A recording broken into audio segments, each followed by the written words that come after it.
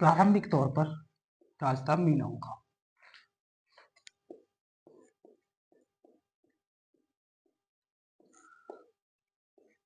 पहले मीनाओं का राज था। मीनाओं को हराकर यहाँ पर नींव डाली कच्छवा वंश ने। और आमेर के इतिहास को अपन कच्छवा वंश के नाम से ही जानते हैं। एक तरीके से अपन देखें तो कच्छवा वंश का अपन इतिहास पढ़ेंगे, जिनमें लास्ट तक कच्छवा वंश का ही शासन रहा था। अब कच्छवा वंश ने कैसे यहाँ पर अपने इतिहास शासन की स्थापना करी, कैसे ये आए।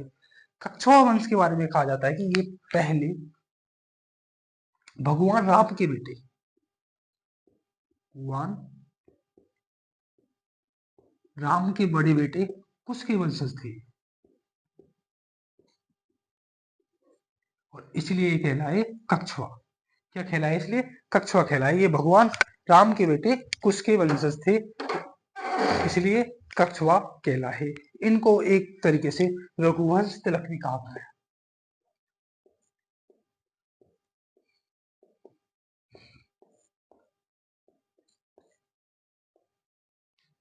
इनको रघुवंश तिलक भी कहा गया। अब ये कच्छवा कहाँ से आए, कैसे आए, उसके बारे में अपन और आगे चर्चा करेंगे। एक वही सूर्यमल मिश्रण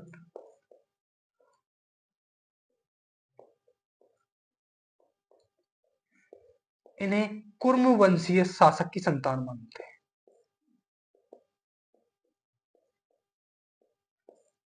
एक बात ये होगी, कच्छवा वंश मुख्य रूप से भगवान राम के बेटे कुश के वंशज थे, जिसे रघुवंश तिलक कहा गया।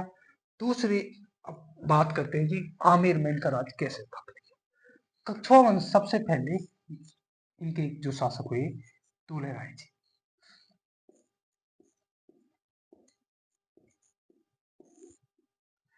दूल्हे राय की शादी हो जाती है दौसा में। दौसा में शादी होती है, तो दौसा में दो वंश का शासन था जब इनकी शादी हुई थी। एक तो बड़गुर्जर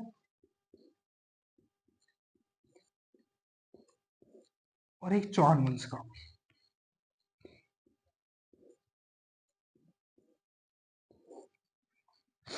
अब दूल्हे राय की शादी दौसा के चौहान वंश से हो जाती है।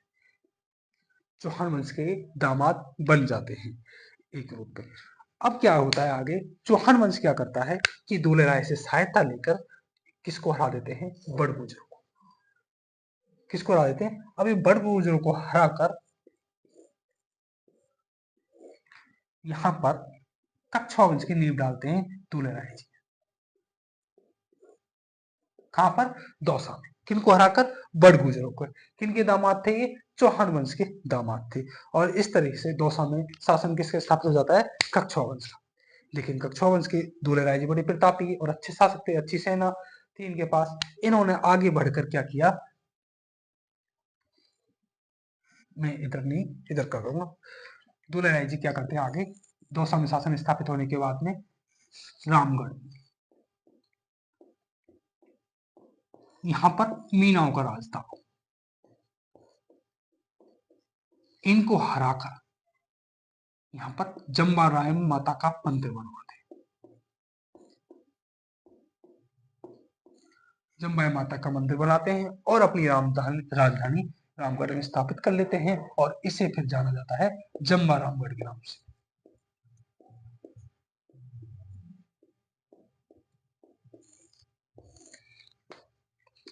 जम्बा रामगढ़ के नाम से। इसके बाद दूल्हे राय जी के बाद आते हैं काकिल देव।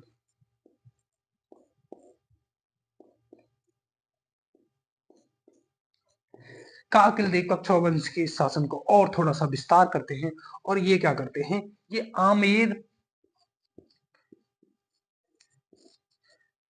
के मीनाओं को हराकर, आमेर पर मीनाओं राजवंश का शासन था, तो आमेर के मीनाओं को हराकर कच्छवा वंश की नींव आमेर में डालते हैं।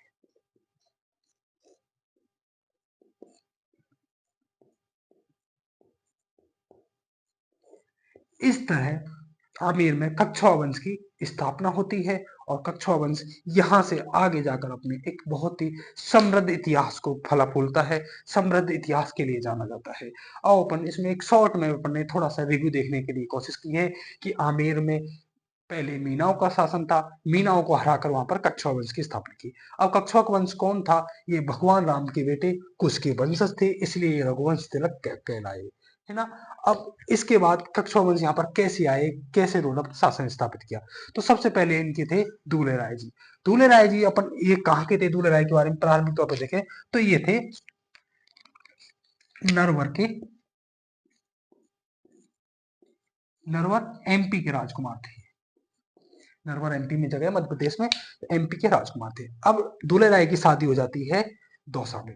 दौसा में उस समय दो राज्यों का शासन था, दो वंशों का शासन था, बड़गुजर और चौहान वंश का।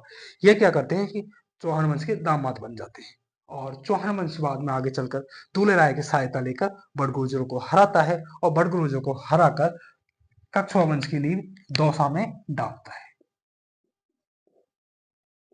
पहला इनकी राजधानी कहाँ पे बनी? दौसा में। उसके बाद दूल्हे राय जी अपने राज का विस्तार करते हैं और राज का विस्तार करते हुए रामगढ़ में भी मीनाओं का राज था। रामगढ़ की मीनाओं को हराकर वहां पर जम्बाई माता का मंदिर बनाते हैं और जब्बा रामगढ़ के नाम से उस जगह का नाम जाना जाता है और जम्बा रामगढ़ में अपनी दूसरी राजधानी को एक तरीके से बनाते हैं। दूल्हे राय जी के बाद में वहां के शासक बने थे काकिल देव। काकिल देव थोड़ा सा और राज्य का विस्तार करते हैं और काकिल देव राज्य का विस्तार करते हुए आमेर की मीनाओं को हराकर आमेर में कछुआ वंश की नींव डालते हैं। ये अपन ने एक बेसिक सी और छोटा सा इंट्रोडक्शन पढ़ा था। अब इसके बारे में अपन थोड़ा सा और नोट्स वगैरह समराइज करके आपको दिखाएंगे और इसमें डिटेल से आगे अपन पढ़ेंगे। धन्यवाद।